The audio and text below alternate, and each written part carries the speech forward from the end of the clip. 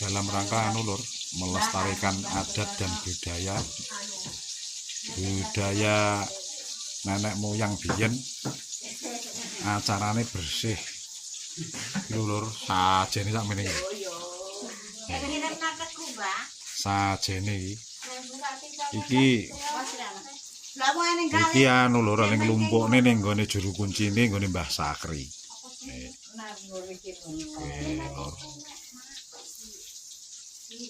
Nggo namung ngene iki ora lur.